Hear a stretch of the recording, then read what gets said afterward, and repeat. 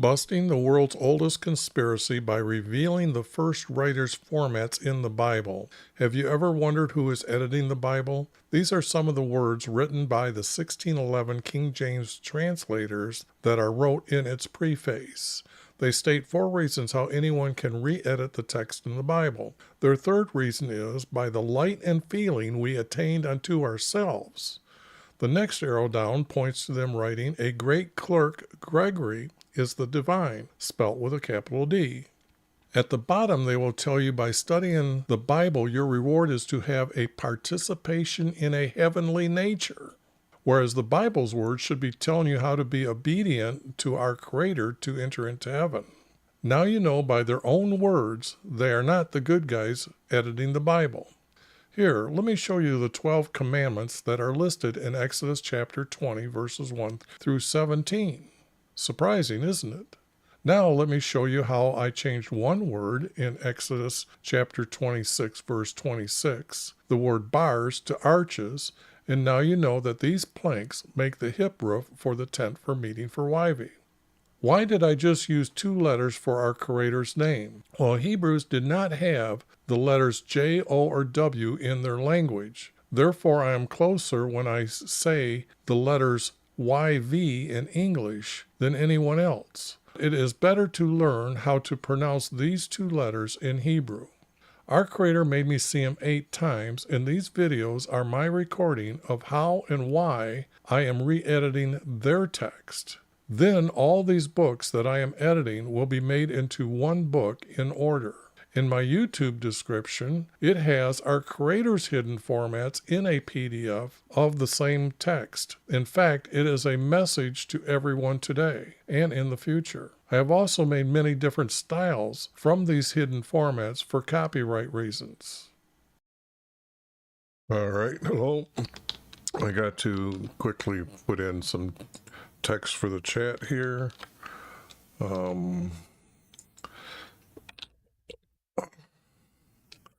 I haven't been very punctual lately.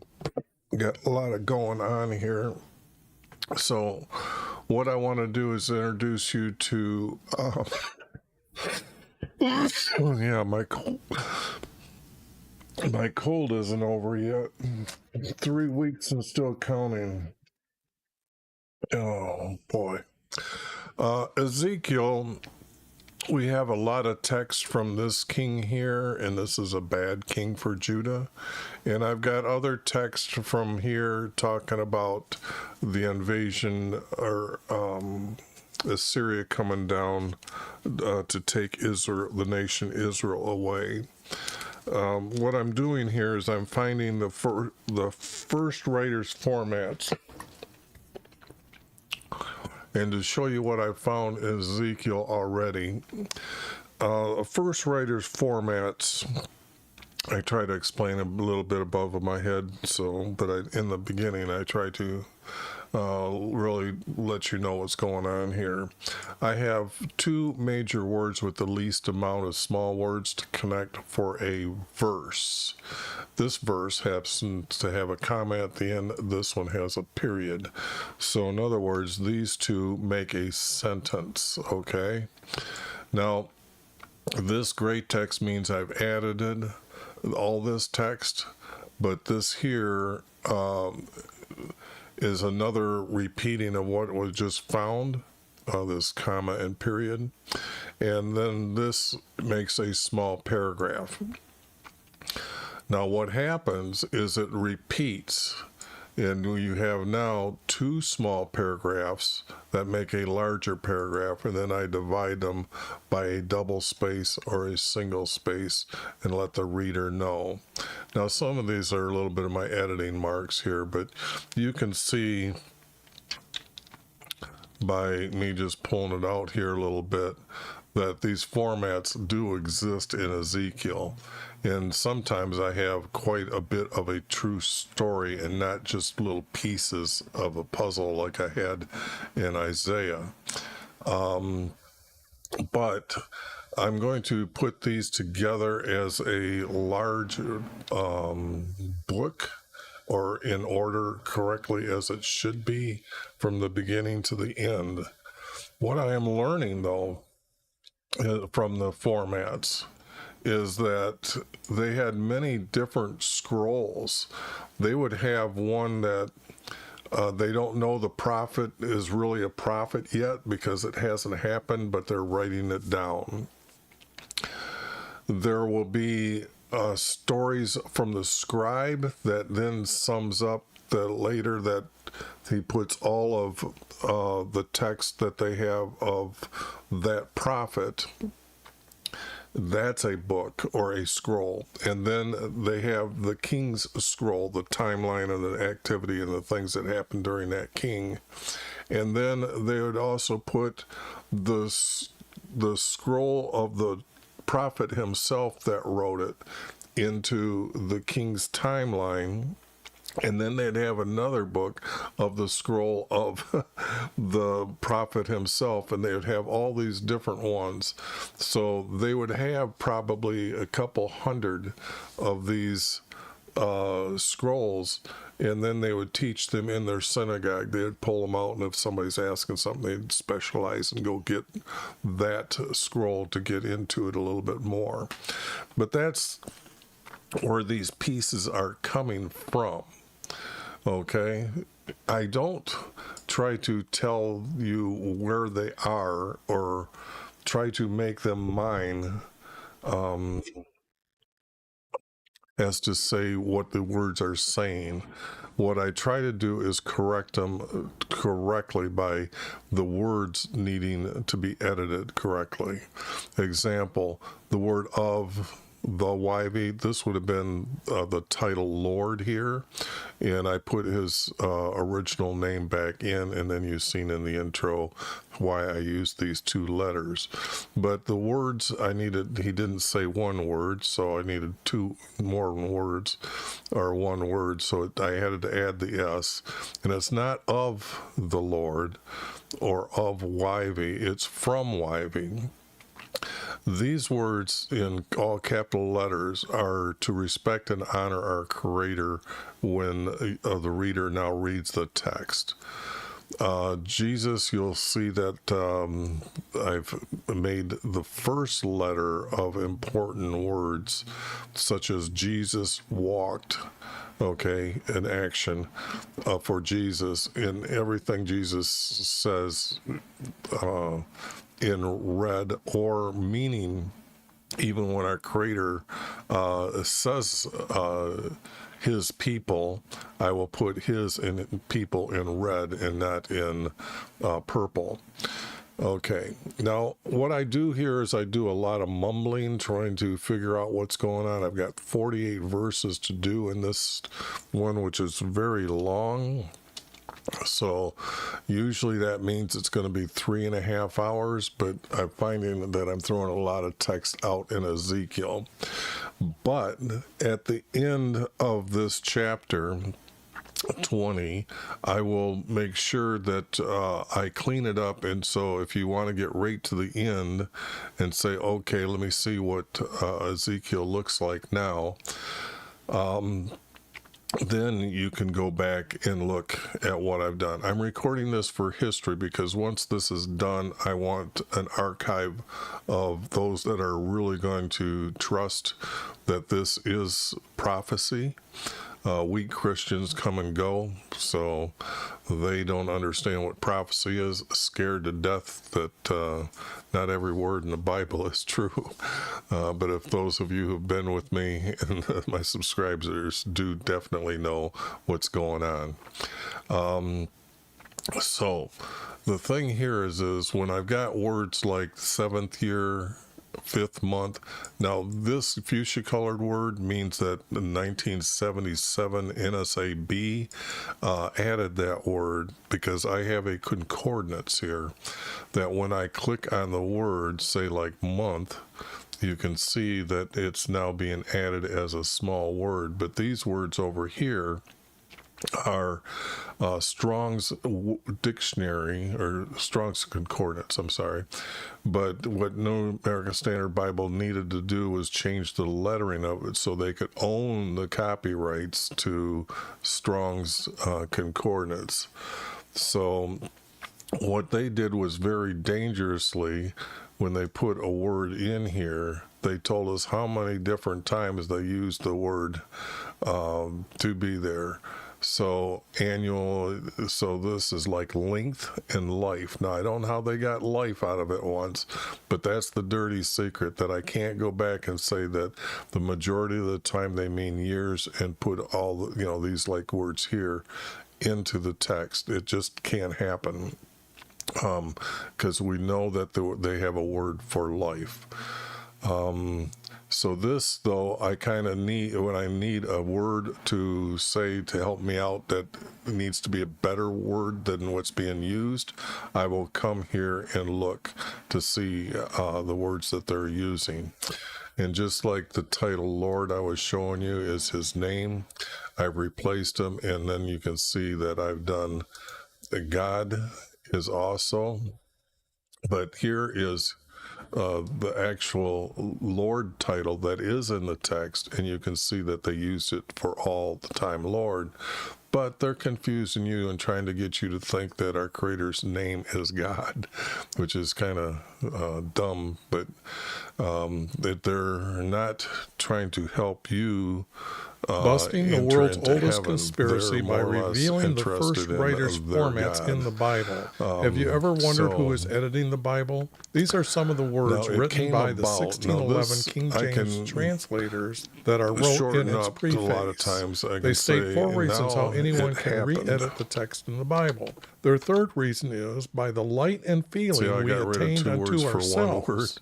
The next arrow down points to them writing, a great clerk, Gregory, is the divine, spelt with a capital D. Now, if I come back to at the bottom, they will tell you by study here and go back up to say it came about. See, they added the word. See, the word now isn't even here. So about is not here. But these are words that Strong felt weren't really needed. He was really pointing out the most important words. So a lot of times, busting the world's oldest conspiracy by revealing the first writer's formats in the Bible. Stop that. Have you ever wondered who is editing the... I forgot to shut that off, so when I switch back and forth, that happens. Or no, it won't. Okay, so you understand that some of these words are not going to be needed, or I will not even use. So I will just start beginning now by now it happened in the 7th year, in the 5th month, on the 10th of that month, on the 10th. So what I'm finding is that there is no reference to a king's name here. So now it happened in the 7th year. It has to be something like in the days for, let me just use a king's name here. I guess I should try to use it from one of these. This is a bad king, so what I'll do is I'll use his name because I know text is coming from him. So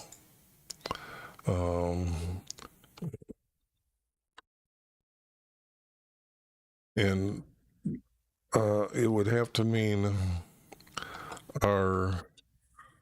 then it would be king, and I don't give respect to this king by not even giving the capital letter for king. It's easier to search as well for people, so I'm trying to make this very convenient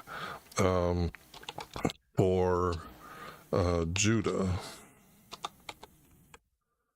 Okay, now that would all need to be added. So what I do is I say I added all that text.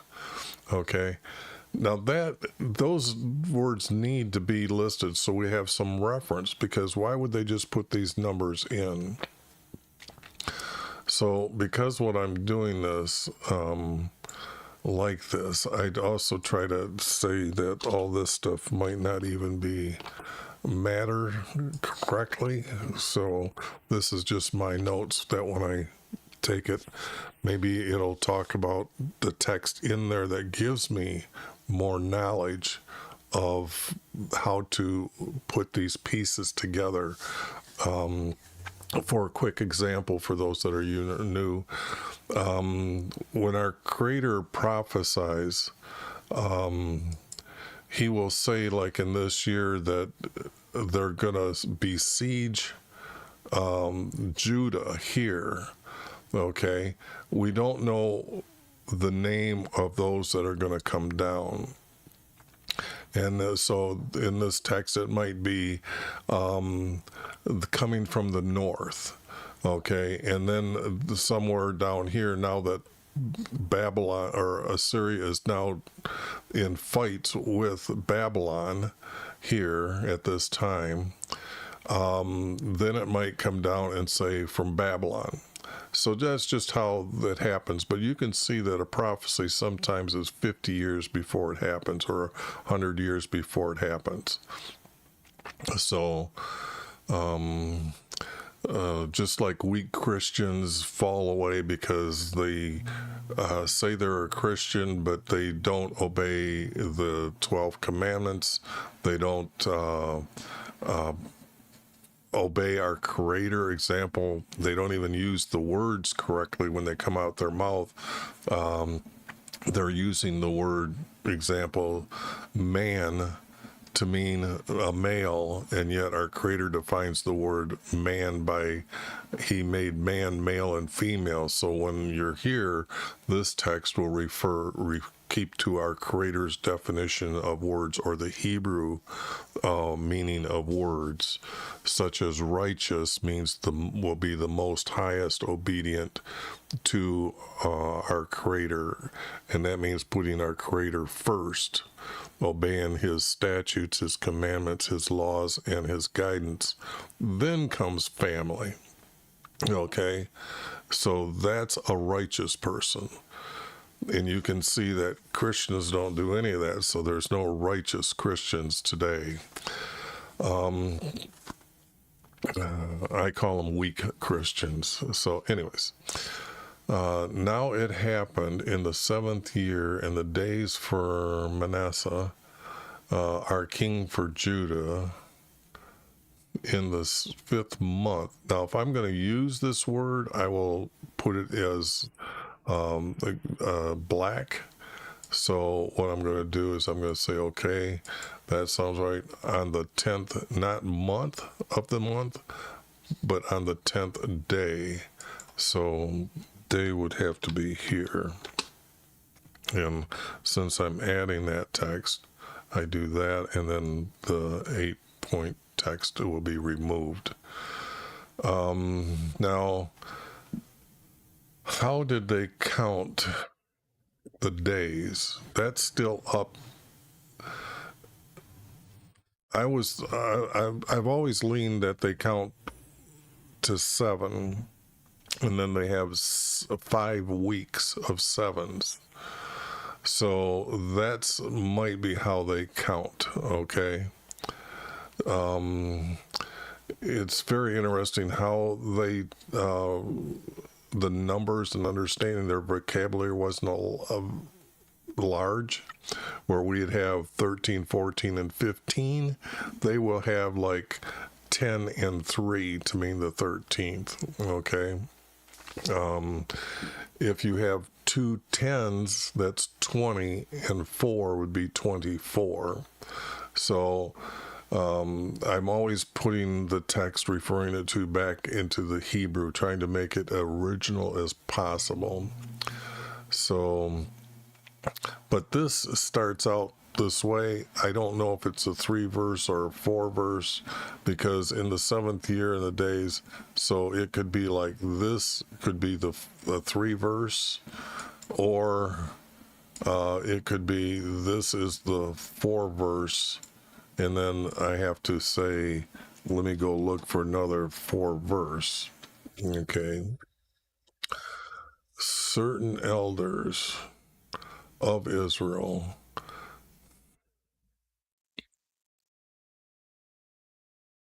Of Israel. Now, that is a good hint as which side could be now from here, the nation Israel. Okay, so now I've got this king is wrong. Okay, now it's going to be one of these three right here.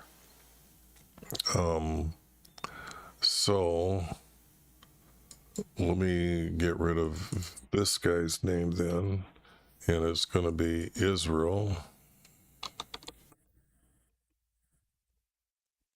And since Israel is a nation that is not onto our Creator very much, I come in here and I make sure that the reader understands this, so it'll be small caps.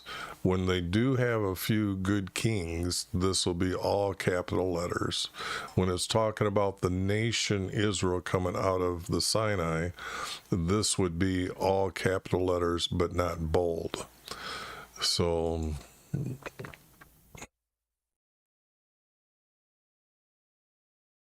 elders from Israel.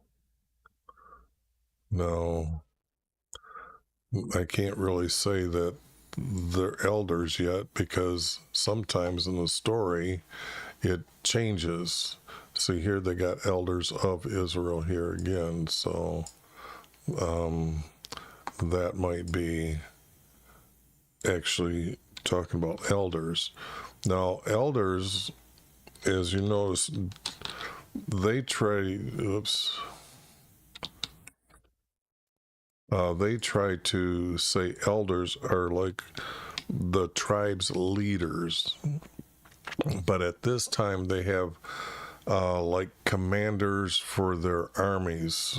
They would have each tribe would be an army, have a commander for an army. So elders just might here represent the older people from Israel. Now, this timeline is from this area here, and I can say that these kings have not been good for a few years here. Okay. In fact, when you look at the timeline, you can see this king, and then these two kings. All the other kings were corrupt. They didn't obey our Creator. They led their people away from, or their tribes away from Israel. So I don't need any of this. Elders from Israel doesn't mean certain. You don't need to have that word. Came to not inquire, ask.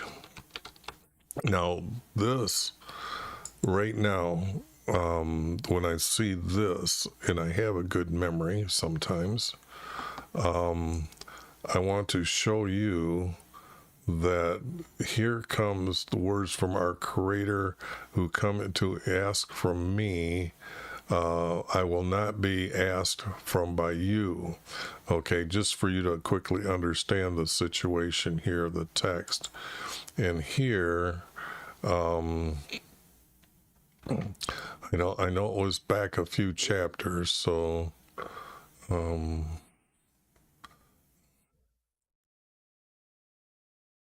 okay, here. Some elders came and sat down before me. See how familiar that is? And then, where is this here?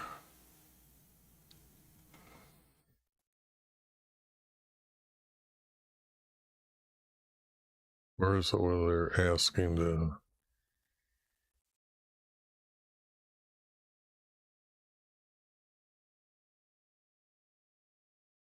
See, these are words about Jesus, but I will not give my answer in the matter that they're talking about. Okay. So, what does happen sometimes, like I said, about the scrolls, they're different scrolls. So you can now see they're using one scroll, and I got some words from that one. Now they're trying to use another scroll, or they're using those pieces again and trying to say something different here. Now, up above, what's changed here is what king again is not mentioned in this text above either. So it starts out just the elders came and sat before him, but it's a 4 verse. That's a clue there that helps me.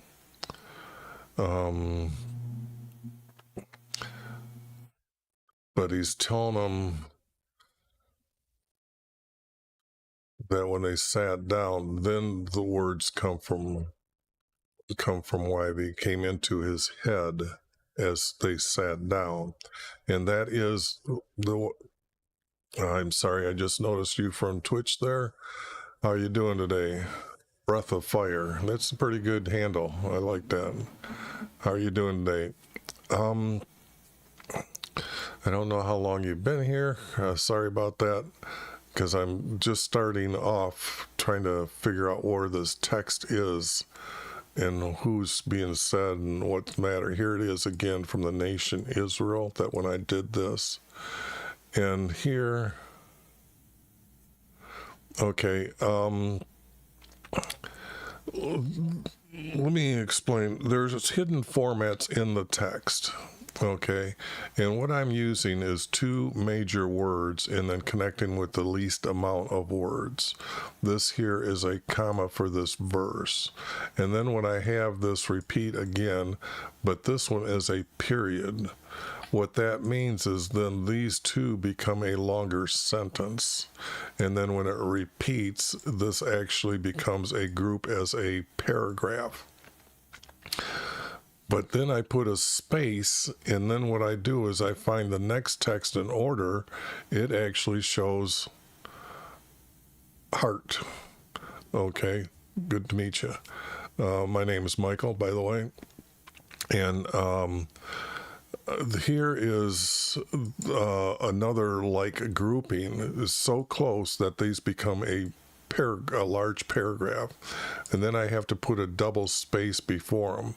So this is some very sophisticated writing that I'm revealing, and it's a style that hasn't been written for now probably over 2,400 years to be shown. And what I try to do in the intro is try to introduce people to the fact that the good guys are not the ones editing the text. In the 1611 preface, these are the translator's words. And in here, they're calling Gregory the Divine, okay? They're also happy that the first Roman emperor changed the calendar according to the course of the sun, and they give a capital S for the word sun, so they're respecting the sun god Ra.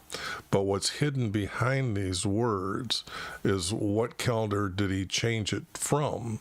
And that's because when Nebuchadnezzar ended up waking up eating grass, he said the Hebrew God is God of all gods. He is the God.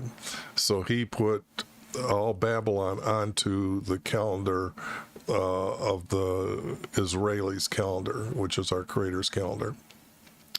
Then down here, they're telling you that lastly, and the end reward for you studying thereof, and that means the text that you're going to read, the Bible text, is just to have a fellowship with the saints and a participation of a heavenly nature. Well, there is no such thing as nature because our Creator created everything. It's His creation we are in. So the thing here is there's no such thing as heavenly nature. But that's why the Bible is Ra's Lucifer. No, Ra is the sun god. You got to go back a lot of years to understand that Lucifer is a more 1611 English text. But Ra, the sun god, when you go back and look at the ancient symbols, this is how it is, and it's tied to the moon goddess. This is actually Athena in Greece. And notice this crescent moon is tied to her. Well, the thing here is when we go to Malachi 2:11, these words appear. Malachi 2:11. This is Judah, the nation, has married the daughter of a foreign god. Now that we know that Ra is the sun god, the daughter has to be a goddess. So how do you marry a goddess? Well, you have to sit and meditate. And then at a certain moon day, crescent moon day, this goddess appears, and they have a like sex. They go through a male goes through the whole experience, but not releasing his seed. And it happens very quickly. But what happens is once a year, a male's maleness retracts inside his body. So you've seen the zodiac signs, so now you know who put the zodiac signs up.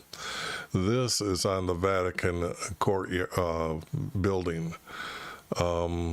Things happen to female's rosebud. It becomes long like a shape of a sword, thin, about 1.5 inches long, but it looks like a sword for 3 days, and then maleness returns. His maleness returns, but this is what is known as mankind. Okay, so the text there in Egypt, they'll put different characters. Everybody has their own way of explaining this retraction. Okay. But it's kind of like these are teaching, and all these are the followers of this sun god Ra. Okay. So let me make sure I got that. But that's what's going on. Horus is the same as Ra. Yes. Well, no, because Horus is a variation of Ra. Okay. Ra, the sun god, what happens in the winter solstice, when you put up a stick to check the shadow does not move for 3 days. That's why it's so much is tied to the sun god Ra. Now later, Horus is like this, I'm thinking Horus looks something like this. And notice it's kind of like got a female shape, but it's this crescent day, and this little bubble comes around their body. And this is the crescent moon day, and this is Venus. And this is the time that they experience this sex-like with the female goddess. So, but the text when it was written was about Ra, the sun god.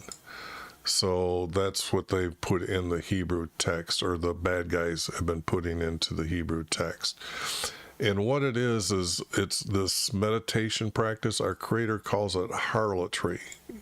And there's text that I have that says harlotry in your forehead. If you studied mythology at all, it would be Athena sprang forth from Zeus's forehead, or appeared in his forehead. So this is what I'm looking for as far as the formats and the text. Okay, let me see here. It's what they're talking about. Or you've probably seen these too. All these guys showing how many different ways what's happening inside their body. So, see, they got a female goddess from Hindu here. I can't remember what her name is. But this is what happens before they have sex. You have to learn all this. But this is, if you search Kundalini, you'll find newer pictures of this, but it's each one of these guys are saying, hey, I'm here, I did this too, here's my website, and I can tell you about the female goddess and what happens on the inside of my body. And it happens quickly, so it's like a cobra striking, and if it's not done right, I think it will kill you. So you have to have this practice first, of all the chakras opening up. But each one of these symbols has meanings of what they're seeing when they're meditating, so, or experienced before they meditated. But that's Shiva. Okay, the chakra. Yeah, the chakra points. Yep. So what I'm doing is, I try to go through the text and I start cleaning it up, and I find out where these verses are connecting. And that's how, when they get cleaned up, as you can see, if I go up here, I have to do a lot of correcting the text, because it wasn't of Babylon, it was Assyria coming down. They'll use any word they want. They weren't really unfaithful. Yes, they're unfaithful, but I got to keep to the definition of the Hebrews would understand evilness as those who are against our Creator. So choice men needs to be like mighty men for the wording that needs to be here. So that's what I'm in the middle of doing, is trying to find these. And as you can see, sometimes the whole chapter does not have or break into a story at all. This kept repeating of something, but then all of a sudden these appeared. So I seriously doing this. I've been doing this for like 30 years, but this is the last time I'm going over what I call our Creator's hidden form, or not our Creator's hidden format, the first writer's formats. Our Creator has another hidden format, and that is has rules. And let me put up, because this is a message definitely from our Creator. Now, this took me 5 years to do, and I mean a complete 5 years. This was 12 hours a day, 7 days a week for 5 years to have his hidden formats, and that is a message from our Creator. So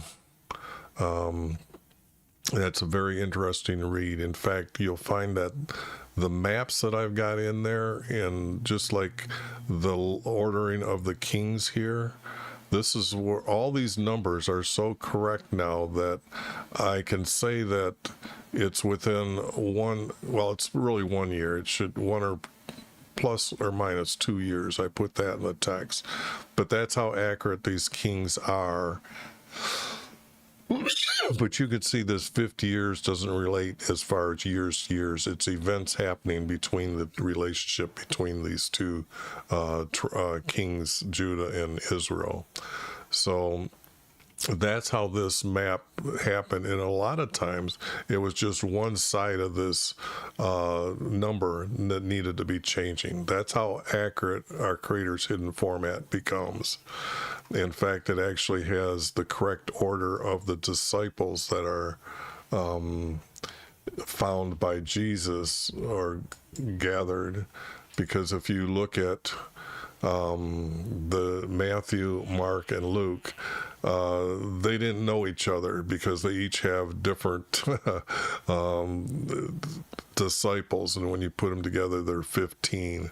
But our Creator's hidden format actually gives the correct order of the truth of the disciples, and also it has the last 7 days of Jesus.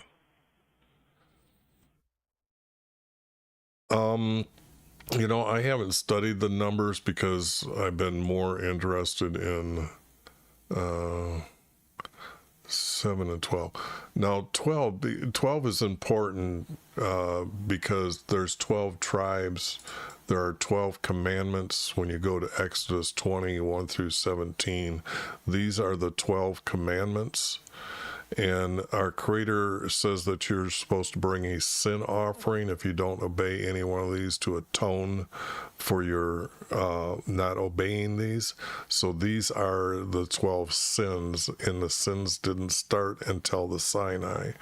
This is an agreement with our Creator that how to enter into heaven, be obedient to these 12, okay? These are very important to us today, to say that those who want to be called righteous or very close to being righteous must follow these 12 commandments. So a lot of people don't know that, but then there's 12 disciples, and I'm thinking it's tied to the 12 commandments, 12 tribes.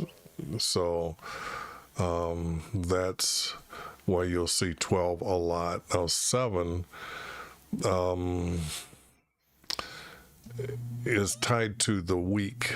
So yes, you'll get a lot of 7 days, and it's the first day of the week is the holiest day. It's not a Sabbath. That's a pagan word, but it's the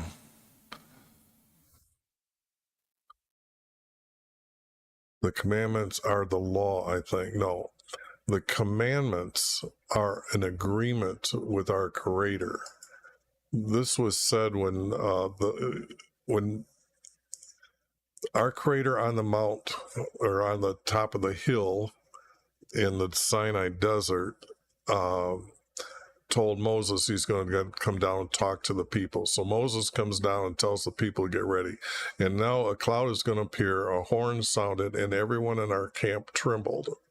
Then he starts telling him, I am YHVH, your Creator. Then in this agreement, then he tells you this, what the story goes on about here after 12, it talks about if you and your descendants obey you or obey me, I will give you the promised land, and I will protect you, or be Lord, the other title for our Creator, Lord over you, and protect you. And then your descendants will always have a place to live. But if you go away from these 12, then I will remove you from the land. If you didn't, even if you went on to into the promised land, and 200 years later, they started going away from our Creator when they came in to bring their atonement for not obeying us, our Creator. Our Creator says these lions cast them out, and what they would do is they would go to that family, tell them to pack up all your stuff that you can carry, and then they'd escort them off the property or off the tribe's land, and they had to go find someplace else to live. That's what cast off it means, and that's what he's going to do here when he's going to cast off Israel in this text, or this is what the text I know is going to be talking about, that he's prophesying to them here, and then this king does lose these tribes here, this area. Let me see, this is the tribe's land, and so they're going to be cast out. This went first, this is already gone, but that's going to be these here up to this point, not these three. These three get later. These had so many people living on them. When Assyria came down and captured them, they had to stop collecting people. And then what they had to do, they came back later, and they took away some more of the tribes.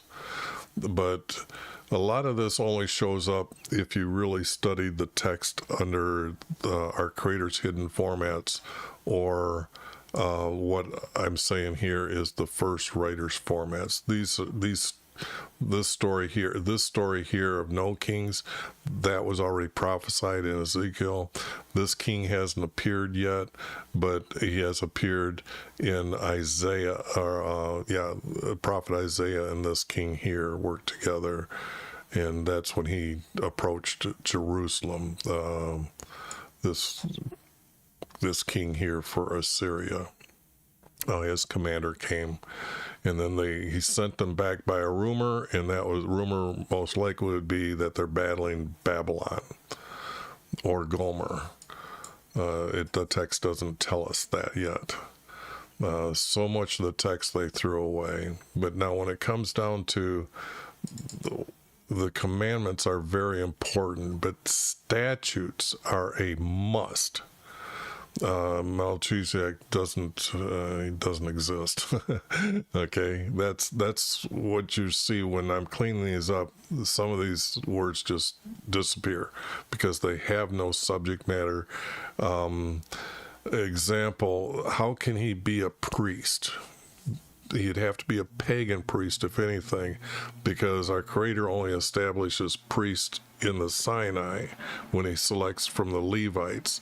So this Melchizedek, he isn't even around. He's going to get kicked out of, Ammon or Moab's area.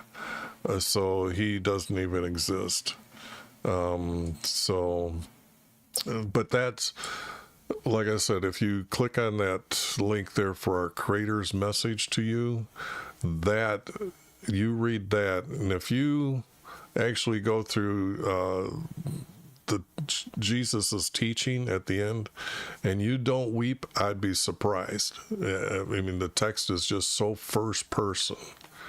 So it's a different experience when you read it in first person. Example, when I started taking this stuff to a copyright lawyer back, must have been 1990, he told me I couldn't do what I'd done. And then I took it up to him, and he read the paper I gave him, and he literally started reading, and I could see that paper going down, down, down, down, and he reads it to the end, and then he just puts his hands down, he looks at me, he says, "My God, I felt like I was there when I was reading it." He says, "I've never felt that."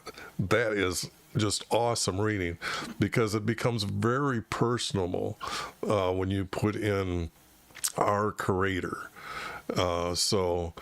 But actually, I'm registered in the Library of Congress to own the Hebrew side of the concordance by copying the text like I did word for word here and put it in order. And then I found the formats, or I found a different, what's legally said, a style. And it was the first of its kind in history to say that I can use word for word of a text, but it reads in a different style. And then when you remove a few more words, it really becomes like, get rid of them backwards, where I got what's Elvis saying, and it doesn't happen that way. You just keep reading verse after verse after verse. And the way they wrote is so vivid.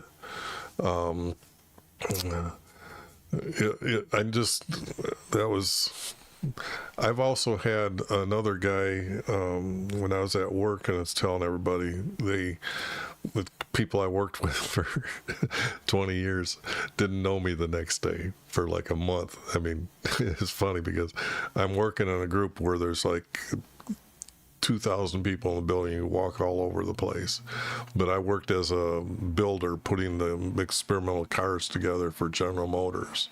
So there's this one area where there's like 70 people working. And I'm walking out to talk to them, and I'm walking right by them and talking like, "Hi," and they're walking right by me. Like, I don't know you. You can't do what you just did to the Bible. Then one of the guys there from, he come working overtime, and I was working overtime. And he actually told me that I'm dying from Agent Orange. He was in Vietnam. He was the one that... if you read about how Americans would go through villages and just gun everybody down, he was the guy that gunned them down. He says, when you see little kids walk up to you and then they open up their hand, they have a hand grenade and it explodes, that the people are willing to keep their own children, kill their own children as an act of war. He says that just changes your mind about what you're doing over there. And he was the guy with the big guns that he just come in, and everybody tried to kill him because he had the biggest guns, and he just mowed everybody in a village hut, whatever, just put 50 bullets and everything. Well, he was worried about dying and going to hell. And yeah, it is suffering, but he wanted to know the text that I was doing, and I just happened to be working on one that is like Psalms 119, I think. It's like 8 pages long, 100 and some verses, 160 verses. And I cleaned it up and I gave it to him. 10 minutes later, he's over. He's just going crazy. I mean, he's yelling my name at the loudest he can. And then it's kind of like, did you know what you did? I says, yeah. He says, for 2 years, since I've known I'm going to die from this stuff, I have bought every book and reading every book about our Creator. And he says, every time I get close, I can't get close. He's always out of reach. But what you just did, I read this and he's inside me and I'm scared. And I told him, that's great, because those who fear our Creator, and you're feeling it, I says, that means you have a good chance of going to heaven. I said, that's the key, that you have changed your life. And that's what he calls repenting. So, but he made those guys on days read what he had seen. And when people, all of a sudden, I walked in the next day after like a month and a half of nobody knowing me, everybody, hey, how you doing, Mike? And they all gathered around me and asked me if I'm a prophet. So, but I am actually Jesus's helper. When you clean up the text for Jesus, these are all the words, and it doesn't really have a format. It's a little bit harder to explain. You just got to clean up the verses. But this is the words about the helper, and I think this is like one story, and this is the other story about the helper. And he'll have a soul for truth, is the way I try to tell people that what is Holy Spirit. And Jesus actually defines, let me get here. Jesus actually defines what is Holy Spirit.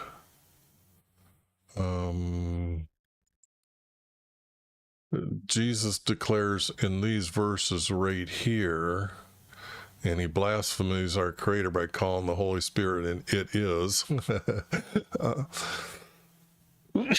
I'm going to explain the Holy Spirit. I know you have a soul within you, but what Jesus said, it is not you who speaks, but it is the Holy Spirit. And then he tells us again a little bit more about who he is by it is your Father, the Spirit of your Father who speaks. And I had to use the word in or through you. Now there's 2 examples. This is Luke 1:67, where Zacharias is filled with his words and he prophesies about John. So this means our Creator's words are coming through you. So it's not Holy Spirit, it's his breath or his words. However you want to explain how words are for 2,000 years ago, it's kind of, or 3,000 years ago, has a different understanding. And then another one is Elizabeth tells us about Jesus in Mary's womb. So she's prophesying. So she just didn't say these words. She had to prophesy these words. So this is our Creator coming through you, through your mouth. You don't know what's going on. The words are just going to come out. Then Jesus tells us that he casts out demons by the words of our Creator, from his words coming through him. And it is the Holy Spirit will teach you that very hour what you ought to say. Now, what we have is prophets having words come to them, like what I'm doing right now, teaching that, what is it? Yeah, and then the words from YHVH came to me saying, this group right here, this is saying that he's getting these words within his head. So that's what's going on. But the Holy Spirit is not a being, it's our Creator's words. So there's no Father, Son, Holy Spirit. Jesus teaches there is no Trinity.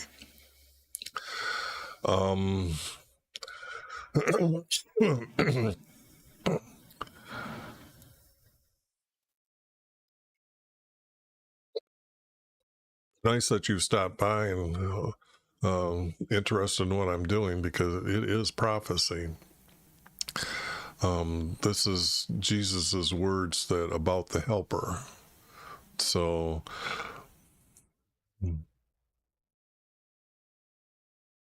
okay, here's I like showing people this here, these lands, because when I was doing the text, I knew that the names were out of order because it just wasn't making any sense how they're named. And then when the Sinai, our Creator had them camp around his tent for meeting with him. And they did it by the birth orders of the males from Israel or Jacob. 3 were in the south. The first 3 were in the south, and the 3 youngest in the north. And then I don't know which was east or west. But this is the 3 order. This is the correct order. 1, 2, 3, and then it'll be 1, 2, 3. And then it's going to be 1, 2, 3, because Manasseh is over here, which is supposed to represent Joseph. And then over here is 3. So that is kind of what's going on, that they couldn't change it. Now, what's unique about this order is the way they camped is this is how their priest would be around his tent for meeting for him.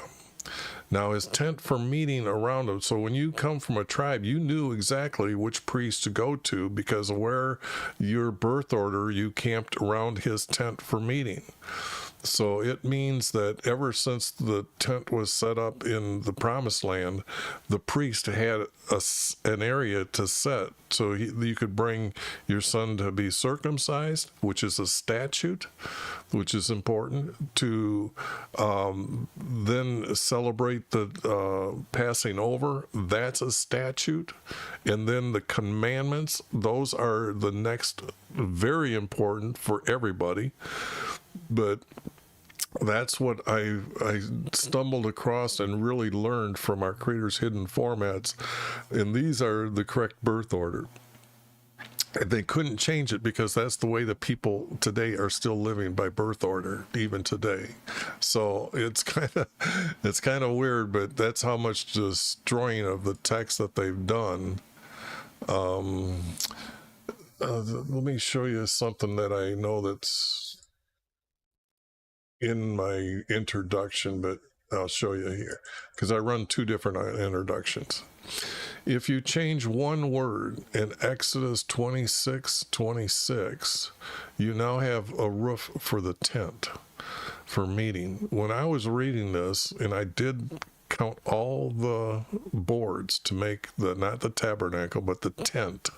Our Creator called it a tent for meeting with him. So it's not a tabernacle, it's not a sanctuary, it's nothing. It's a tent for meeting with our Creator. And it's not a temple when it's made into a house. It's a house for meeting with our Creator. But these bars, when you figure it out, they do the blue here, and I had to add the text to get these others to make it stable. So that the goat hides that you're seeing on the flat top of that tent and on the sides, you put the hip roof on, and that roofing fits now. But that is one thing. By just changing one word to arches, changes the whole name of the game of the tent and what the house looks like. Now, the house for our Creator, if you wanted to know what color it is, you have to go back to this goat hides and ram hides, and there are white. So then you know that his house was made out of white. But Solomon said we made him a house forever, which means it's granite that they made it out of, and it wasn't stones like it says in the Matthew, Mark, or Luke, or John, one of them. They are granite blocks.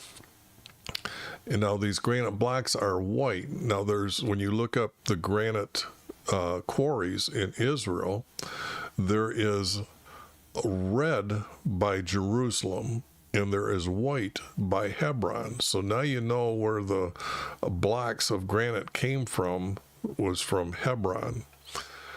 Now, when you listen to the story of when Rehoboam, that's Solomon's son, becomes king, he goes to Shechem, and they're complaining about their workload is too heavy. When you look next to Shechem, you find a limestone quarry, which means the fence around the house has to be made out of limestone. So the courtyard is made out of limestone, and then they started making limestone around to fortify Jerusalem. But that puts that into perspective, that everything is white. And if you really have some wanting to know more, like the dimensions of the house doors, I can explain to you that I figured them out, and that's because a cubic is actually 18 inches, and there are 3 blocks that can be made to make up this 20 by 60 cubit area that they built the house for, numbers from. But you have to understand, those are the inside numbers. So once you make that 1 by 1 by 1 cubic block, 1 by 1 by 2, 1 by 1 by 3, you can actually put those blocks all the way around and figure out the size of the doors. Very interesting stuff. But that's, yeah, when I tell people our Creator made me see Him 8 times, that's a video on my website. Also in YouTube's channel, I have that listed as self-proof of afterlife. And this right here,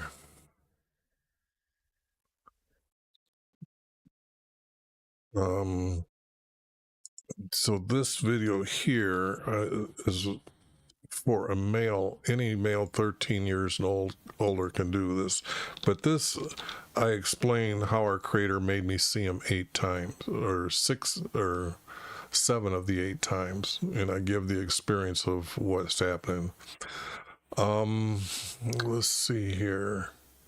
I've got to go a little bit faster here and do this text because my dad's in rehab, and I've got to take my ma there, and this has got like 40 verses to it. I think I'm going to throw a lot of it out, but I've really enjoyed talking to you. So I hope you subscribe and actually bring a few of your friends over, and we can have a discussion. In fact, I can even purposely set it up so it's just one-on-one, and I'm not doing this recording for history. I don't mind doing that. So I get more personal questions asked and more questions one-on-one. I think I can even, I got like, what is it? Got a couple ways to do with chats. I know I got Skype. I haven't done team meeting, but there's ways we can communicate so you don't have to type out stuff. So, do you have Telegram? I've tried Discord. I can't get Discord to work. I had a couple guys trying to help me get it going, and we couldn't get it going. I don't know why. I don't know if I wasn't hooking up the right sound settings in, what is it, OBS or what, but that was a challenge because they did attempt. Yeah, we can go through it. That's what I've been sent on earth for, is to help people take their belief to a trust. Because what I'm doing, and just like what you're hearing me, I'm very knowledgeable about everything. So, all right, I've got to get going here on this text because I've got to leave in 2 hours. So, but this text here, elders from Israel came and asked from YV. came to ask from YV, and they sat before him. Now this tells me this is a 3 verse, where this is a statement, this is a comma, and this is a statement. And I showed you the other text here is a 4 verse. So the many different scrolls, this is what happens when I say I got double text in it.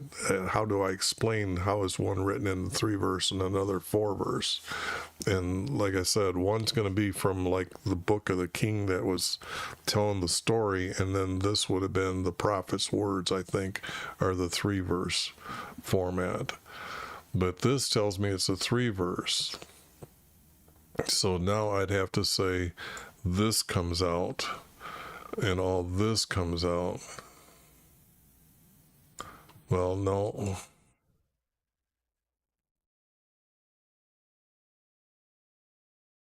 No, maybe it's not. It might be a 4 verse. Because if I've got 4 here, then I only need 1 here.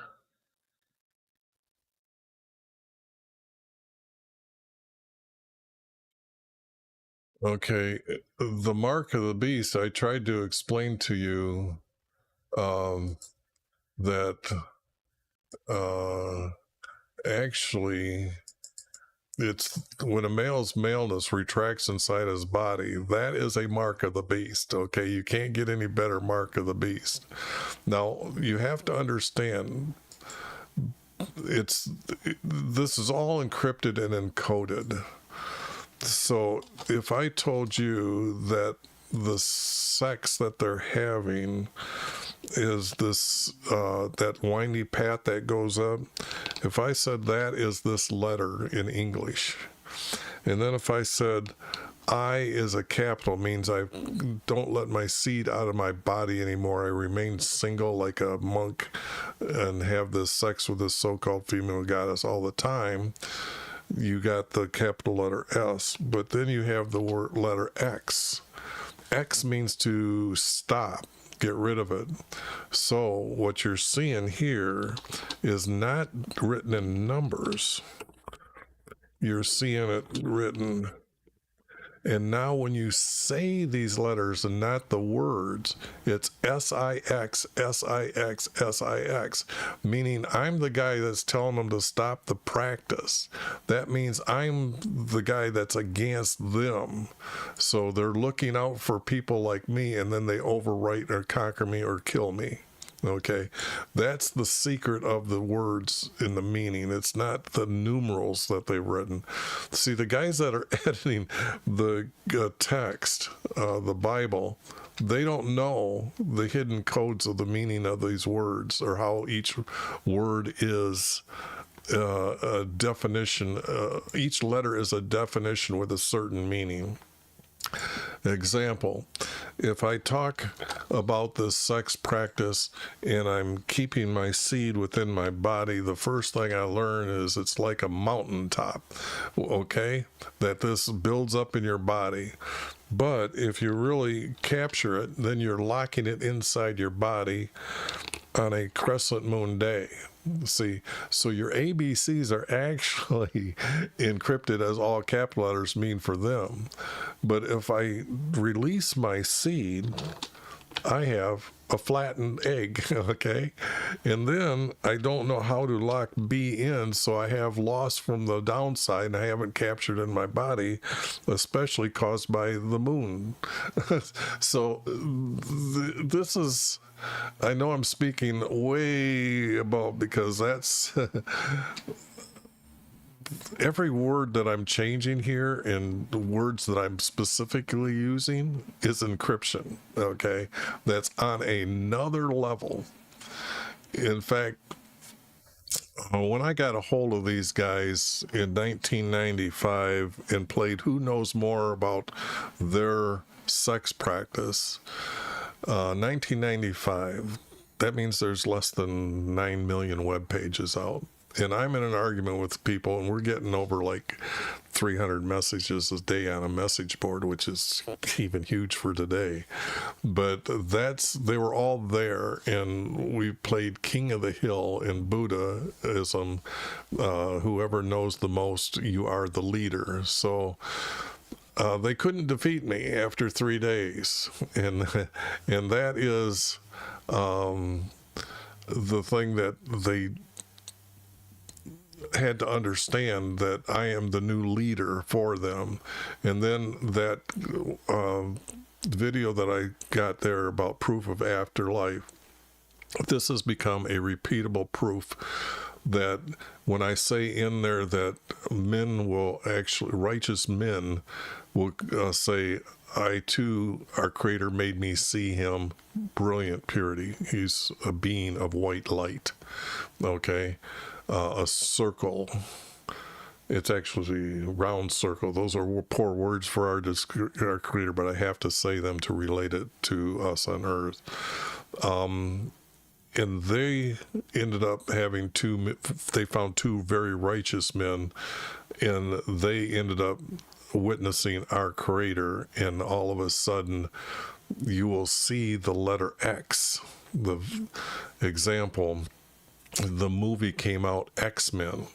Now you've seen a lot of crazy guys out there, and I told you about these people retracting their maleness, retracting inside their body. So this X-Men, you now know that there's helping humans, and then there's X-Men that screw the humans. That means that there's a fight between them on the outside world that you don't know. But the letter X has been running through this day that for males, maleness to retract, which is Halloweeny time, by the way. And you'll see before Halloweeny time on your television, the letter X appear in the commercials.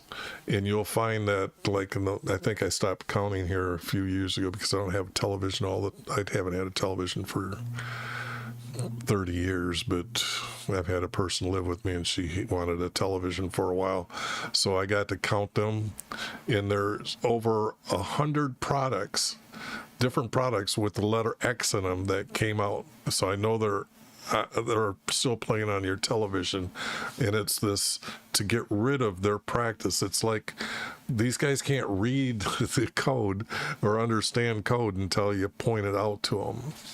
So yes, it's like the pyramid on the dollar. When I see that, the Greeks didn't know about it because it's certain people only know about it. Example, Hebrews, the Sephardic Jews, the scribes themselves were the only ones that knew this hidden format. Example, in the Hebrew language, there is no O. And yet, the single letter O, like "Oh God, Oh Lord, Oh Creator," is something like over 1,000 times. So, exactly, he changed it to X2, yes. And when you go into a drugstore, go look at the aspirin aisle and look at all the product names, and look for the first size font or the second largest font, and look for the letter X. And your jaw is going to drop when you see those aspirins, because right then you're going to say, I've never seen this encrypted, but I can't find one without an X in it. And then start looking around your store and look at how all these guys are so well placed in the business world to be able to change that letter X into the product's name. That's how big Big Brother used to be on the bad side. They used to not believe in our Creator. Now you see everything with the letter X, they're the good guys now. They're the X-Men helping humans. Okay. But this has gone around the world now. Everybody in the world can look at their television at certain times and see the letter X. So, I don't know if you've seen Q. Whoops, I don't have that. QAnon, that's what those guys are about. What else? Flat Earth. It's meaning to flatter. It's just telling a story of them trying to say, stop doing your practice. So I get guys every once in a while come on here, and when I explain it to them, they freak out. But yeah, no, people are living life. They don't have nothing until it's in front of them. And then, like a lot of Christians, when I tell them, they freak out as well. Until they go to the story, when they see it, it's kind of like, he said this was going to be here and it's truthful, and they start watching it on television. My neighbors freak out when they start seeing that. They know I'm a little bit different.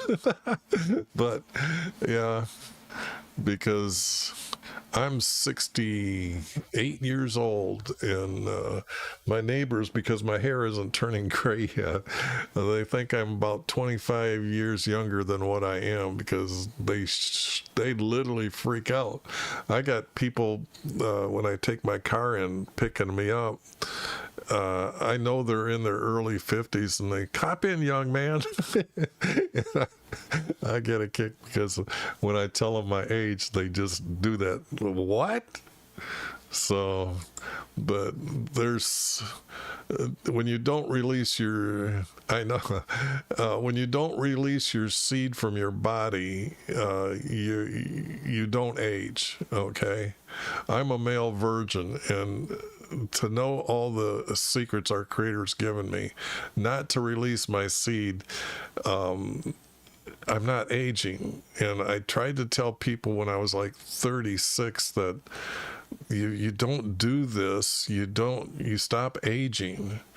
And because I think I was like 41 before, and I really hadn't mastered it, but I knew I was not releasing my seed for every, couple years, and then something like that. But now I've been doing like 7 years tours. I think I'm on another like 6-year lifespan here, but they're getting longer in between. So, but, well, porn is dead when you understand that next time you are close to releasing your seed, stop and suck up through your tailbone as hard as you can. Now, what's going to happen is you're going to open up some holes.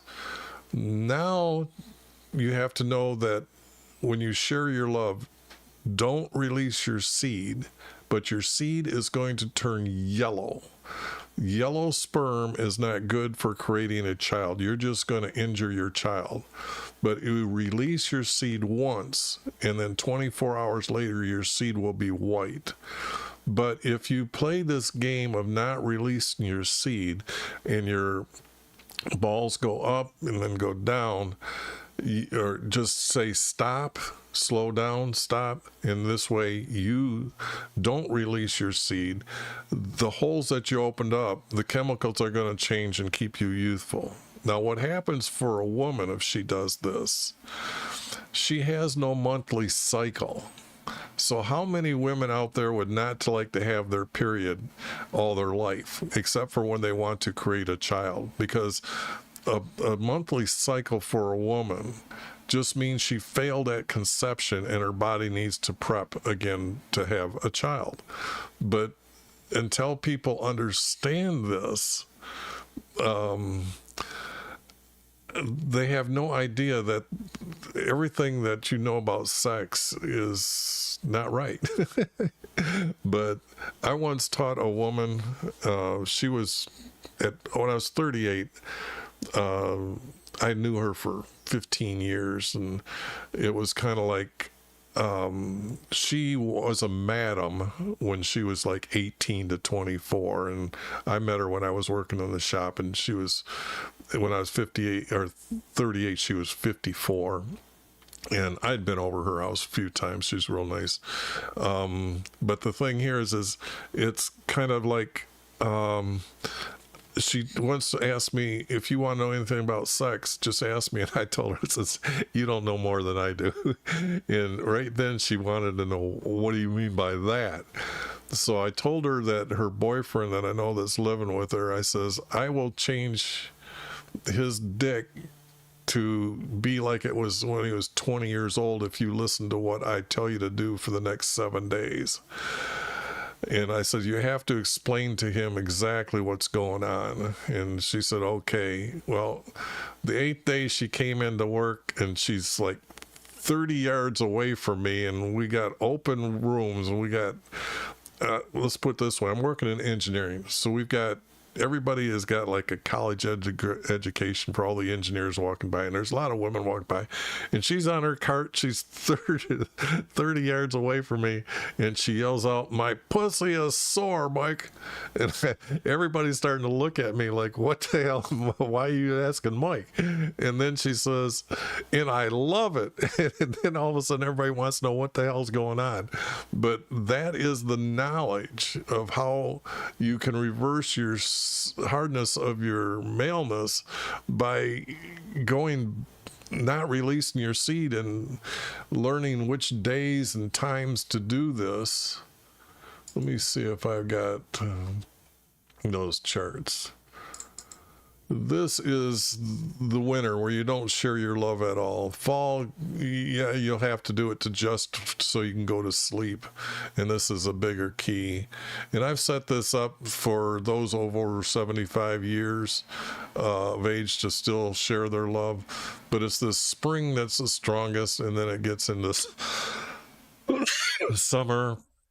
And then once you learn this practice after about 4 or 5 years, you'll find that you won't even have the urge for sex during this time. But you have to go by the moon month or the moon cycle. And this, because the moon travels from, when you look south, the moon will travel from your right to your left. So that's why this is the map this way here. And these days here is when you share your love. Okay.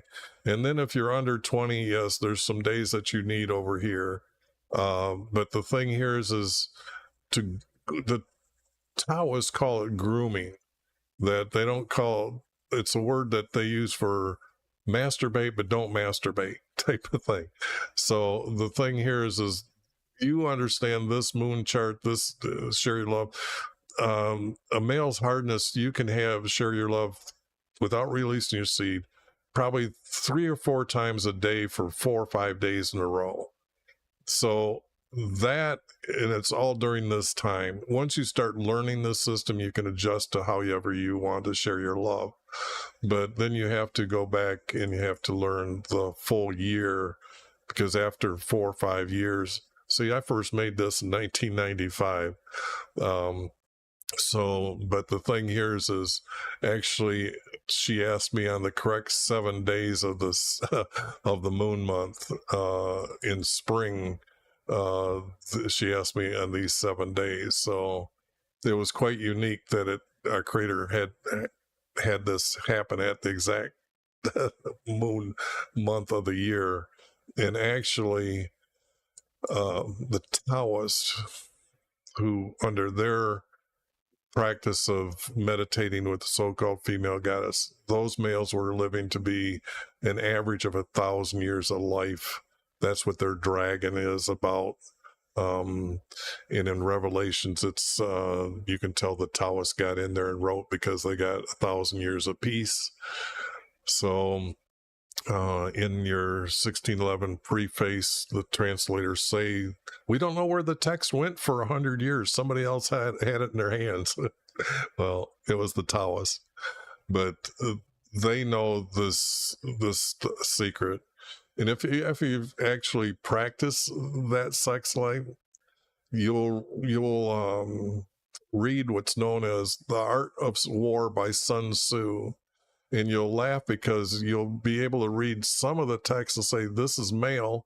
And then when you read the other and that you can't really read, and then you try to think of female sex, and then you'll be able to read the other one, then you'll find that the Taoists hid it in the sex practice, and it's called The Art of War. And yet every military in the world studies that book and think it's about war. Funnier now. They hid it from them because, see, a Taoist male and female, they have this practice, but they actually separate after they have their children, and then they go on their own. So it's because they're onto the female goddess afterwards. But for them to have children, that's their knowledge of how to share their love correctly during the different seasons. I just wrote it plain for everybody to see. So, but just things right in front of people don't understand what's going on. So, yeah, I'm a little different, aren't I? So, okay, let me see here.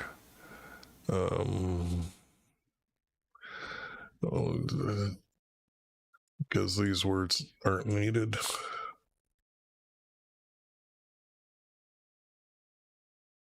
And I'm going, because I know the story that I've got here, I'm just going to say this is going to be a double.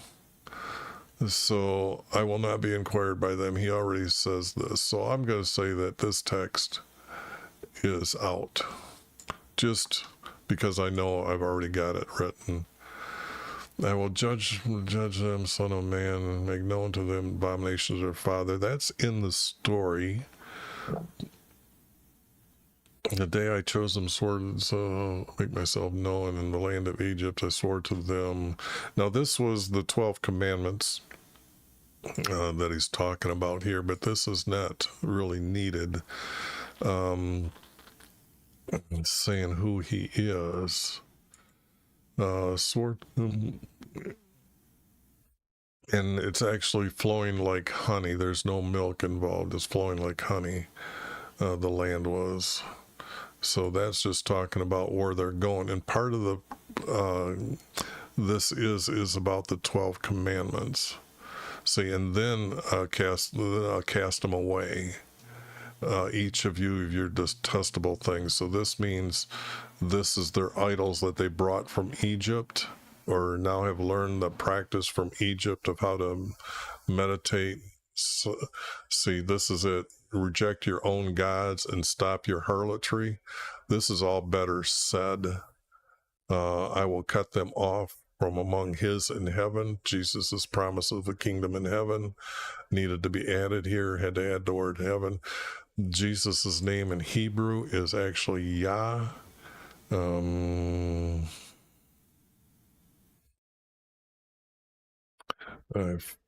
I guess I got to get through this video here, but this no longer defile themselves with their evilness.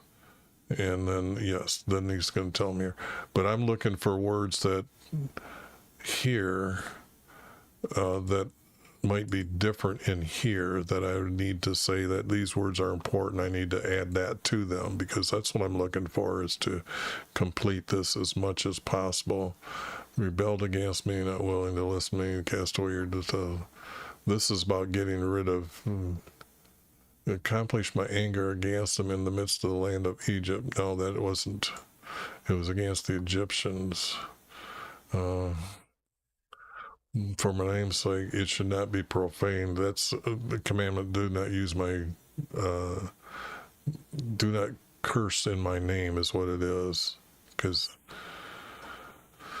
there's a story of an Egyptian-born son, an Egyptian male married to a Israeli woman in the Sinai. So it wasn't just the Israelis that came out, and it was his son that was cursing our Creator, and our Creator had him kill the young boy by stoning him. So when you read, do not say my name in vain, it's do not use my name cursively, cursing my name, or curse me.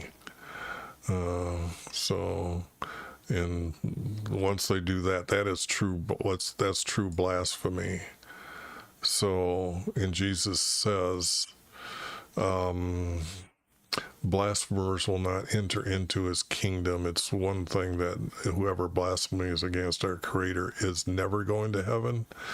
And then you read 1 Timothy, where Saul says, I'm a blasphemer and now I'm not. Well, you can't use anything from Timothy or Saul, or who is Paul, because he's not going to go to heaven. Why listen to any of his words? Or if you say Paul's words are right, then you got to say Jesus' words now don't mean what they say, and you're now questioning Jesus. You got the choice to either throw those books out and trust Jesus, or be against Jesus, say Jesus' words don't mean what they mean. I'm going to teach you that they don't mean this, they mean this. So now this is, I gave them my statutes, my commandments. If they observe them, they will live. But actually, that's the promise I told you, that they'll to inherit the land. This is wrong.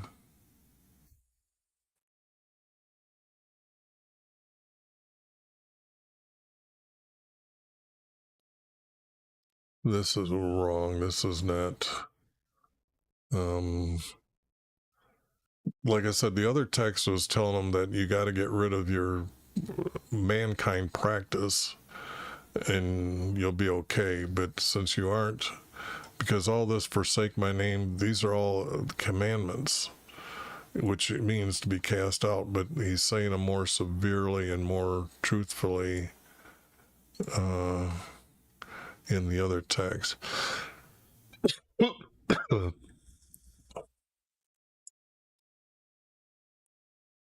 And actually, this king at this time, he puts his carving of his female goddess in the house for meeting with our Creator. So the priests were all against our Creator too. They actually put an altar in the courtyard for their horse god, the horse gods. So they had an altar for them, but this means at this time is when I know that the text, they start getting rid of the scrolls and start rewriting the text for their God. It starts at this time, and then they're throughout. Even though the good guys still kept writing, these guys kept taking their text and then rewriting it and re-editing it. So that's what you're seeing, these texts mixed together. This is nothing. This is just wrong. I said to their children in the wilderness, it's a desert. The wilderness is coming out from the desert to the green land, where you'll get half trees with burnt branches from the wind whipping them, so few green leaves, a little bit of green around the base of the tree, but then sand. So that's what the wilderness means in the text, when you find the correct text to define the word wilderness.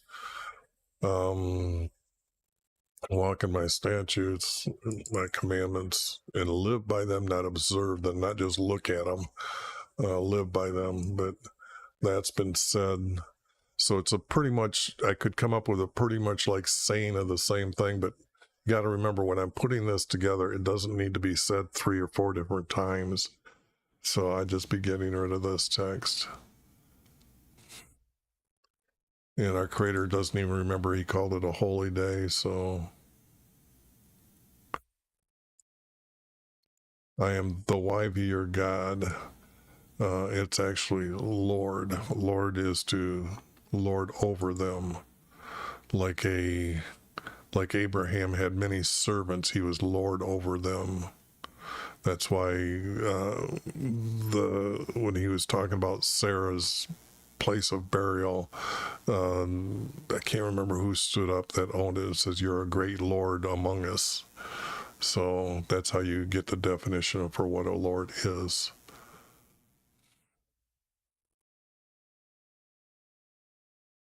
This is just being already said once or twice already.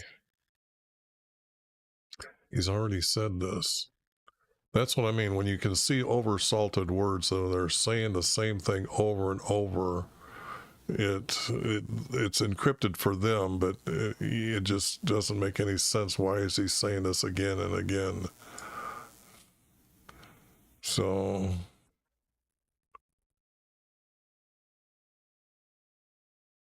firstborn to pass through fire, but they added the words fire. So pass through what was the original text? Doesn't, because Strong didn't see it in there. He didn't think there was an important word there to be mentioned. So this is why they're getting kicked out, of course. Now they're back in there. He brought them back into the land, and they offered sacrifices and their offerings there. Now, this was funny because they think our Creator likes the aroma of burnt meat. So, soothing aroma is not right.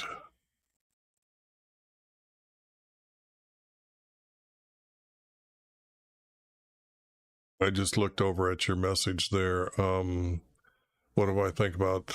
I don't know who these are.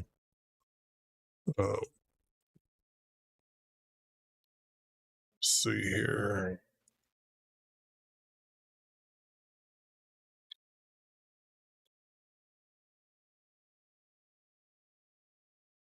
Hey, those you're saying are.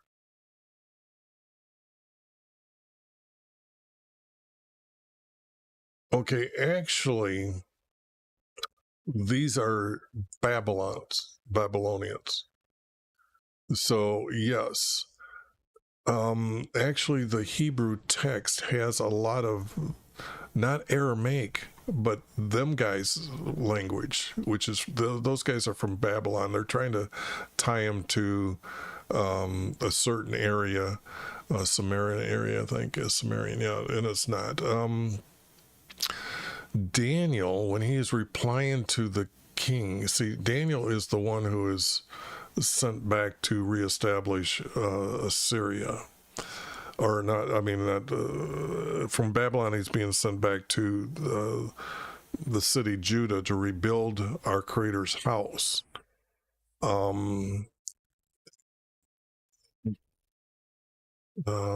me try coming together.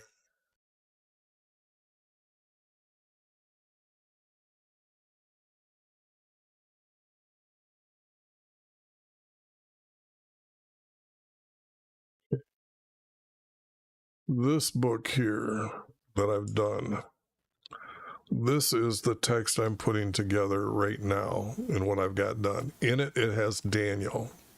And after Daniel, it has the return to the land. And you're going to see names of just like the different books. I don't have it broken into titles yet. And when you get through Daniel, you'll see that Daniel's writing in the return also is in Aramaic, which is cool because it does let us know that Daniel wrote to the king that is being wrote to, because got a different king the king that sent him down died. They have a new king now. It's kind of like Persia owns this, and then the guys east of the Jordan River wrote against them, tried to stop them to rebuild. And then when Daniel writes he's writing in Aramaic, which means the king from Persia speaks that language as well and understands it clearly. And then he tells them guys to shut up. And then he says, I understand who you are, more or less, and know what you did for the king of Israel, how he ate grass and the whole 9 yards. So he looked up the history of Daniel in the records, and he too said, build the house for our Creator. And that's the language that I'm pretty sure is what is being written in to say that Jesus did not speak in Aramaic. But yeah, I just forgot what's going on there. But that just means that was their gods in Babylon up until Nebuchadnezzar ate grass, and then he changed everything. So this is out. They play the harlot with their detestable things. They didn't put their children through fire. That's just them putting text. It means that to introduce you to their Babylon. What was Babylon? Okay.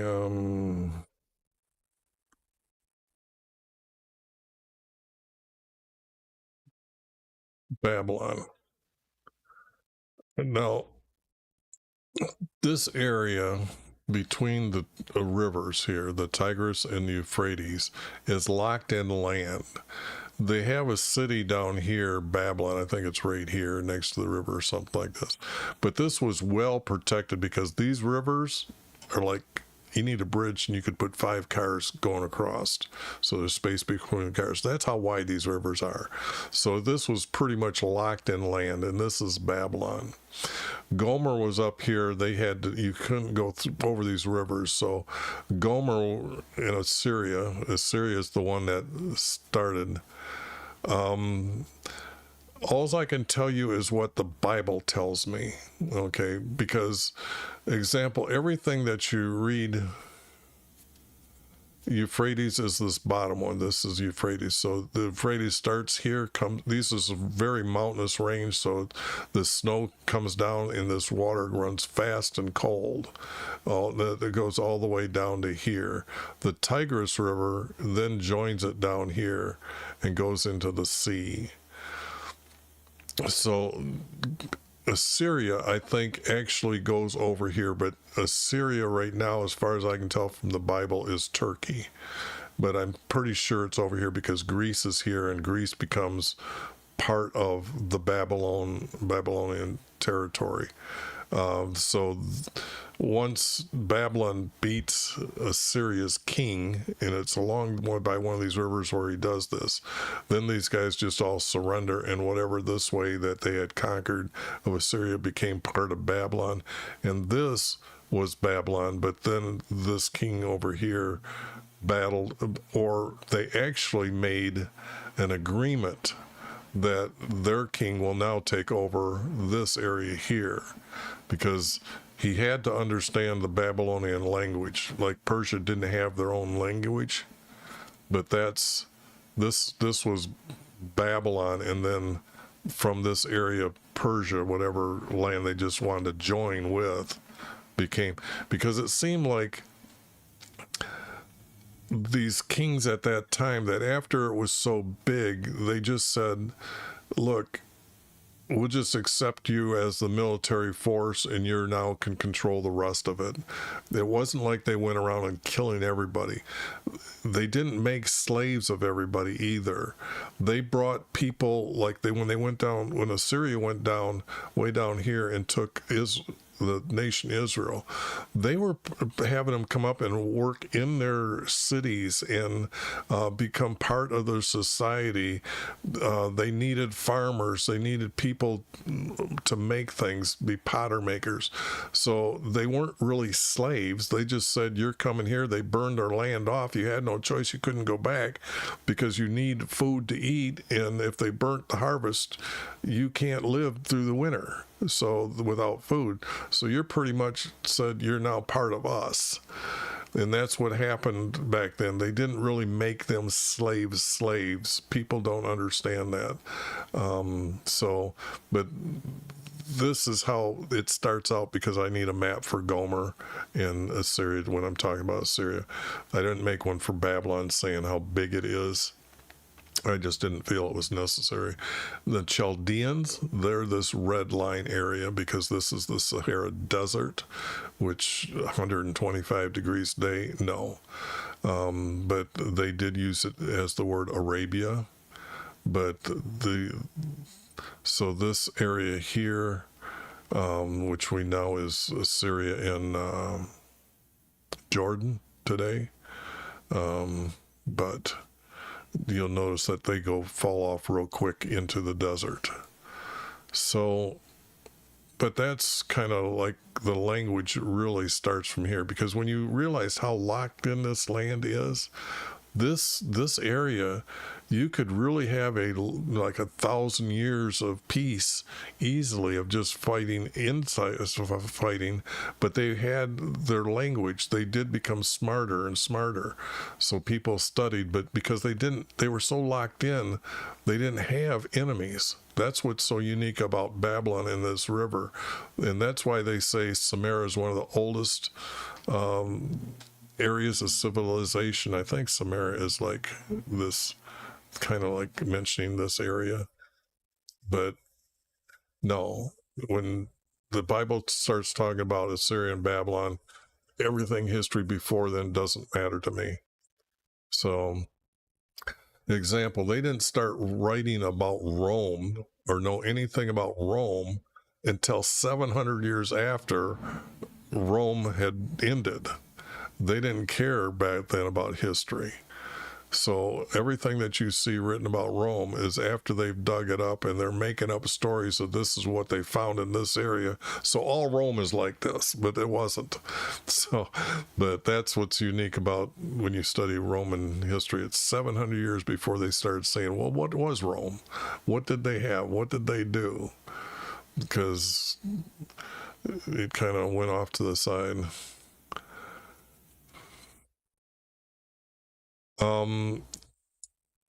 It got divided up into, that's why once Christianity started, Rome became very weak. They weren't a strong nation anymore. That's why Muhammad started being a raider and created an army and then swept up through them. So Rome was there. Rome was one that was educated and started going and started teaching their knowledge, but and tried to make people wiser. Once you find out that the civilization, once people become more learned, they get out of their poorness. They don't have a lot of children. They have lesser children. So it's the more educated you get, the more food supply you have. Means you worked more. You didn't. Muhammad was not a prophet. That's just wrong. He was. Wait a second. I just want to say these are no good here. And I was reading it. I was talking. Could be said differently, but Muhammad was not a prophet. If you read the Quran, when words about our Creator are speaking, says we say, and it's like angels are talking, not actual words from our Creator. Actually, all the names that are from the Bible are different meanings for each of the people. So Abraham, let me see here, because it's important that you know this. Abraham, and when you study the word covenant in the Islamic religion or the Quran, the word covenant isn't really defined. In the Bible, it's defined as from when he changed his name from Abram to Abraham. I will make nations from you, and kings shall come forth from you, and I will establish my covenant. Actually, his covenant means promises. He's going to promise over time different promises, and putting all these together is this covenant. So you can only actually use the word covenant once in the Bible, and then have to knowing that it's a promise added to the covenant. Okay? Now, kings shall come forth from you. So from Abraham's seed shall come forth kings. Now, when you read like Matthew, Mark, Luke, and John, you'll read that we are disciples of Abraham, meaning the king that was supposed to come from Abraham is not Jesus king, okay? That's what their argument was. We're disciples of Abraham. Now, if I come down here to 18:18, this was, by the way, 17:6 in Genesis. Then in him all nations of the earth will be blessed. Him has to be the kings. Now, they really didn't have kings. The word king should be Lord, but Lord having this title at this time, then he becomes king later, because we learn from Nathan, who tells David, through your son, you will have a king in heaven forever. Those words are the only words why you're going to heaven.